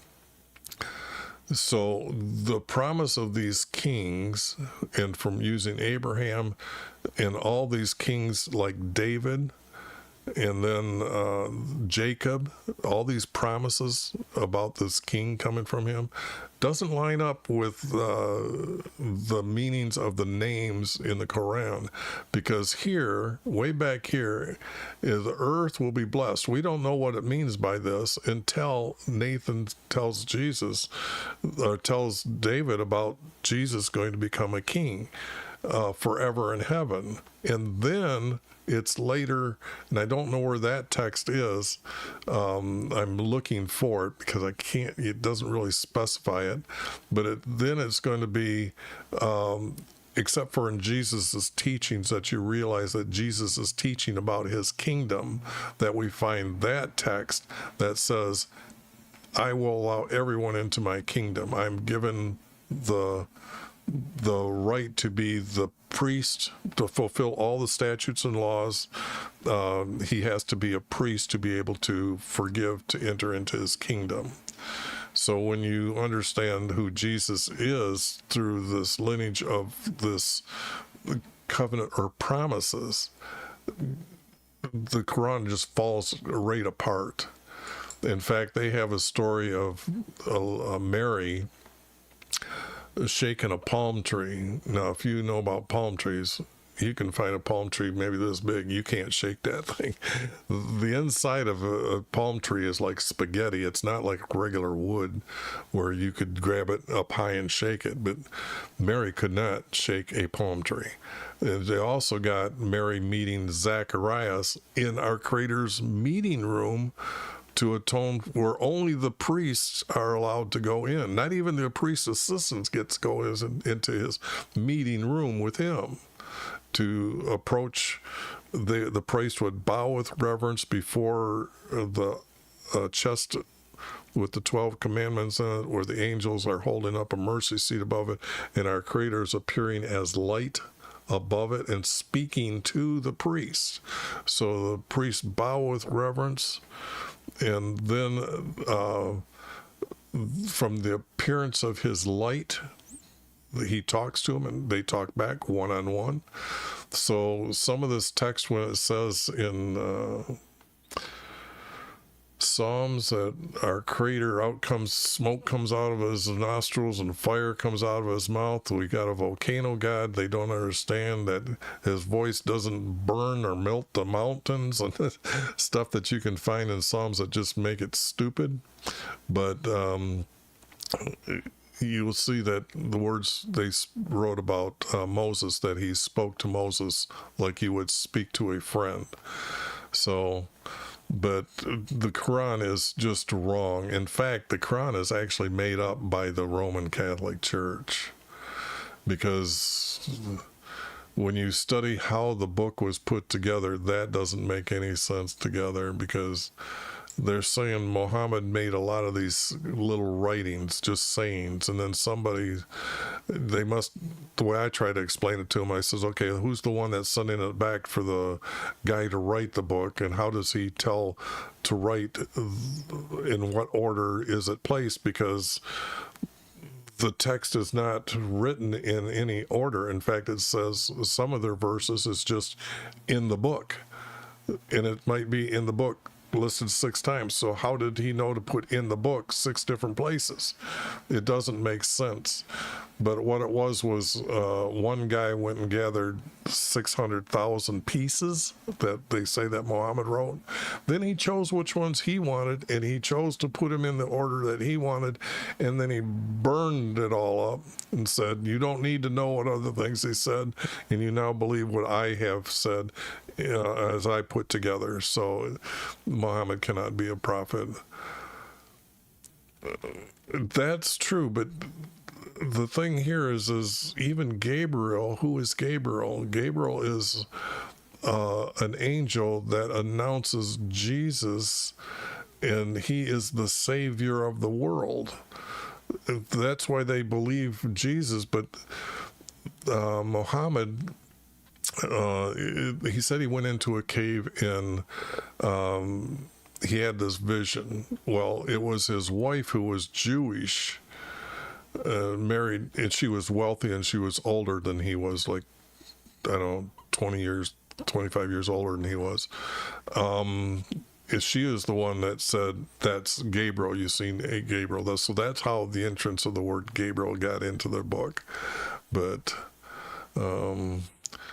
this here, I can throw out here, but yeah, I'm seeing that a lot of this is... But this is what you understand the story of this. A bond of the covenant. See, this guy doesn't understand the word covenant either. You will pass under a rod. No.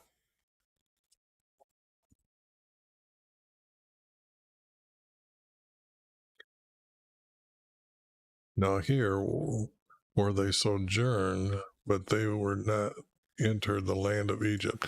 Okay, there was some that he killed in the Sinai. The ground opened up and swallowed some. But, well, that's because the Jews don't understand Jesus. Well, that's because the Jews have the promise, or they have the meditation practice. And so they marry and then they separate to have this sex with a so-called female goddess, but they still live as a family unit and tell their children. But that's why their children are so deceived. If you look at, I think it's their Talmud, I think is what's called, you'll see female goddess all over the place in that text. But example, I can is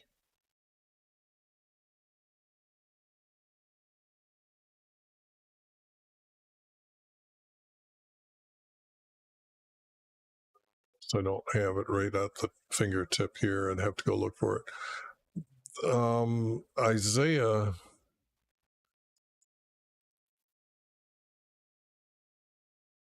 let's see here, did I actually put it in here?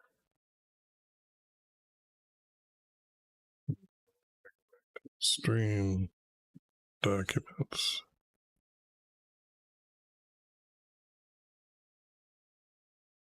This is what the text I've got there for you to look at here. And but in here, let's see.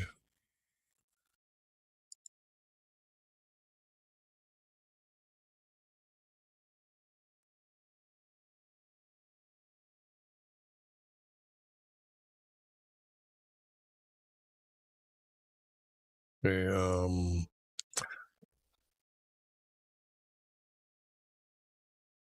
okay, nope, I need to go again.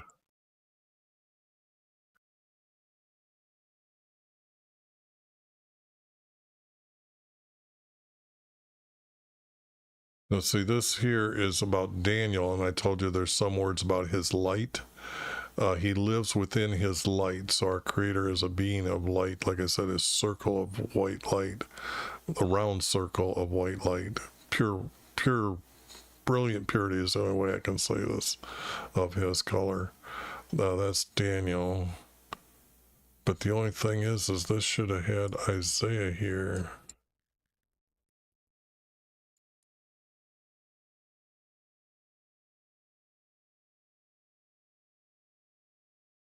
This is still Daniel.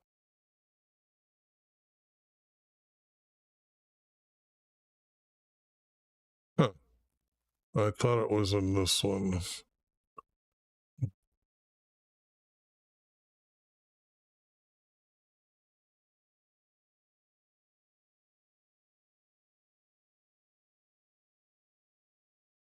Anyways, there's in Isaiah, I want to say 11:61. I can't remember exactly, but there's Jesus is going to have 7 spirits, and it's the spirit of understanding and counsel. But if you separate them and say spirit of counsel, spirit of wisdom, then you can find the 7 spirits of what Jesus is to be. And you would find that Jesus is to be a decent king, not a conquering king that the Jews believe. And that's so important because I literally argued with 5 rabbis about it, and they didn't know about this computer program that I got. And I was beating them to the pulp, coming up with the exact verses and the exact thing. And next thing I know, that I started out with one rabbi and I ended up arguing with 5 different rabbis.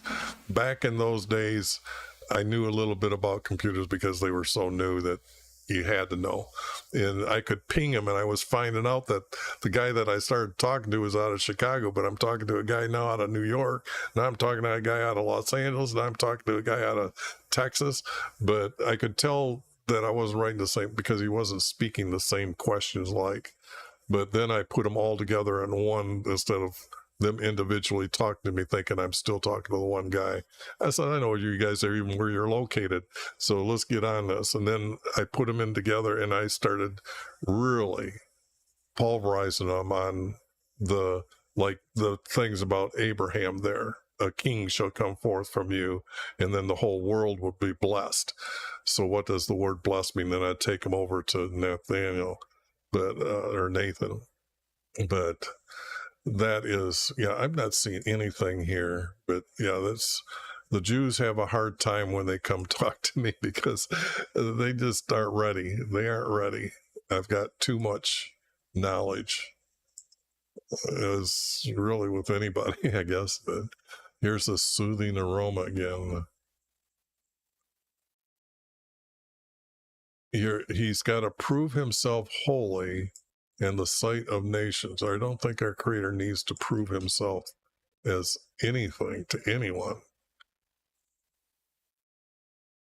This has just been said maybe 3 times now.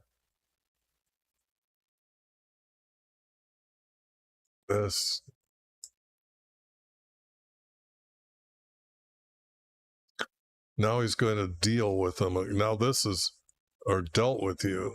This is past tense, and it's not happening yet. So this is even worse words, because above, that's why he's kicking them out, the text I showed you earlier. And now all of a sudden our Creator's just going to start speaking again. So what I'm seeing, though, is speak against the south. Who is the south?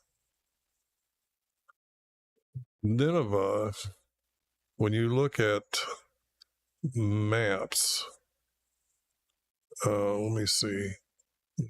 Nineveh is actually like this area of Egypt is in this area. Nineveh is in here, according to the Bible text. I don't care what map you go to today, but this is what it is, and Israel is somewhere about here.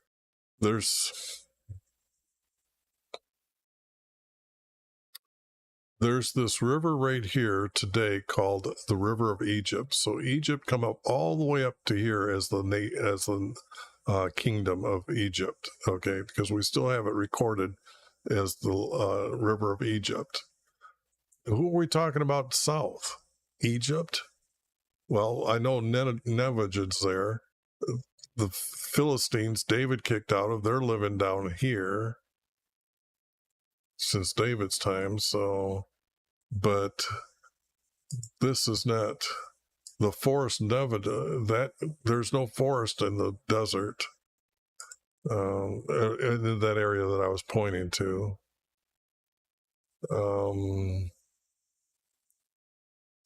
And now he's going to consume every green tree. This is just like our Creator doesn't talk nonsense, and it's actually. He's saying to go prophesize against these guys, the land where nobody lives, go prophesy. And how important it is, he's going to burn down all the trees. and it will a burning flame that will not be quenched, and the whole surface from south to north will be burned by it. So should have just put the word Sinai in here and not deceive people so much. And all flesh will see this. Well, if you get rid of that and just say everyone will see. See, I have kindled it.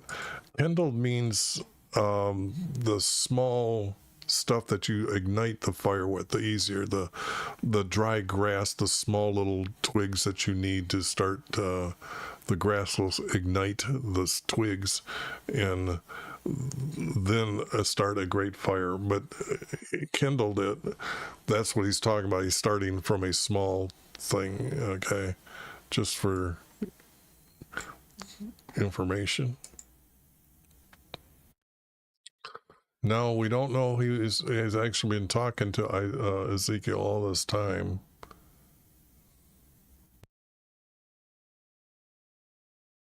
Then I said, Lord God, they are saying of me, he is not just speaking parables.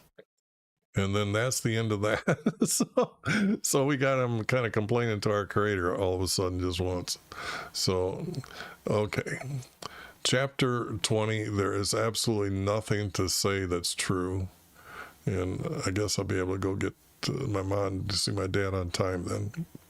So I didn't know. I thought I was going to find something, but I could have went through this, but I'm saying it's a double. So let me save the text and then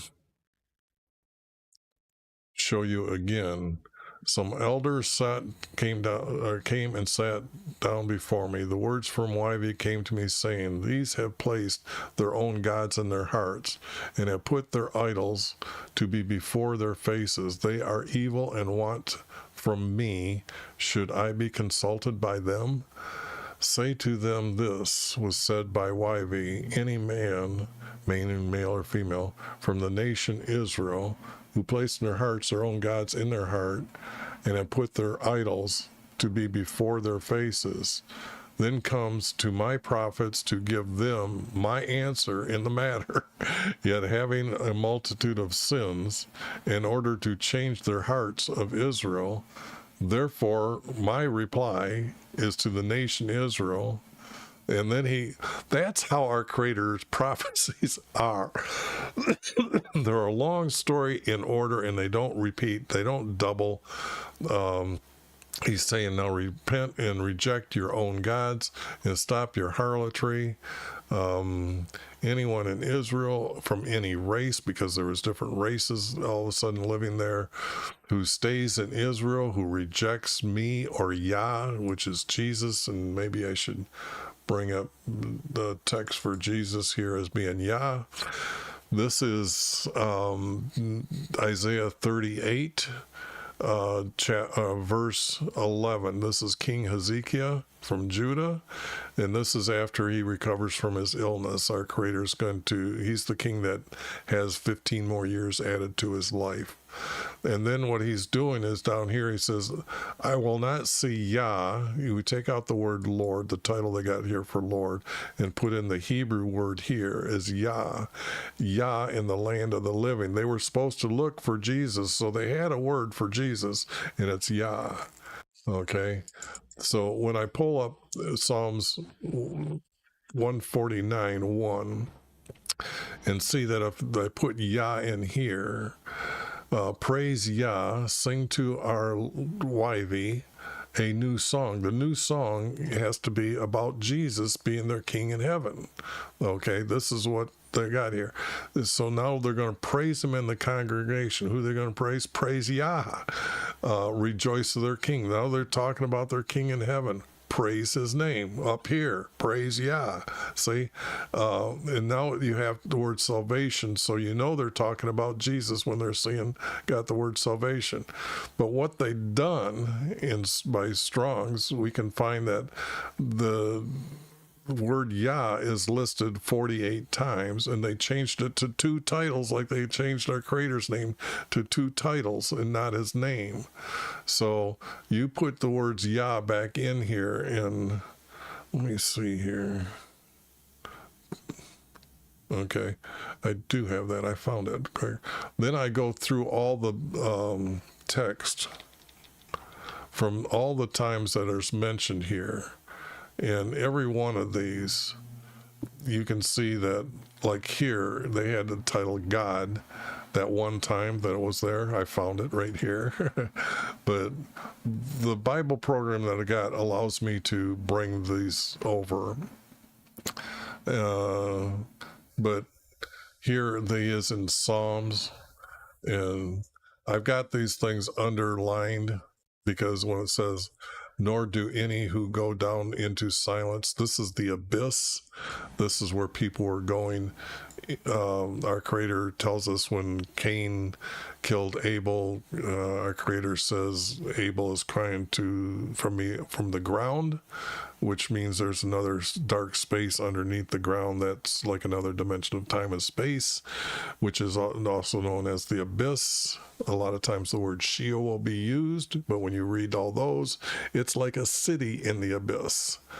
But this time forth and forever, they're going to praise Yah because they get to get out of this abyss and they get to enter into heaven.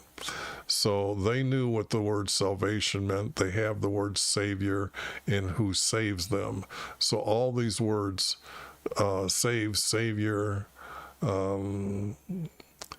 salvation, all come after the time of Jesus, of the Nathan's prophecy of Jesus to David. So open the gates of righteousness to enter into heaven. So because he became my salvation, the stone which the builders rejected. Now I've got other text that talks about this, so some of these are not speaking as the exact same time as David's timeline, because I think this shows up in Isaiah. And I do have Psalms that I've done, and I've noted some of these are written by kings, but there's a lot with the text of Yah that does tell you why his name is Yah, and I needed to add it here because when I started coming down here, I think in the text, talked about his people, I had to say, well, I got to introduce who he is. So I found a spot for his name here, even though rarely do I use 3 words, and you have to include me as a major word here. So that's kind of one of those times that I needed 3 main words, because you can't get rid of one of these 2 at all. And I didn't mean to call them these. Our Creator and my King, I called them these. Boy, talk about heading to hell.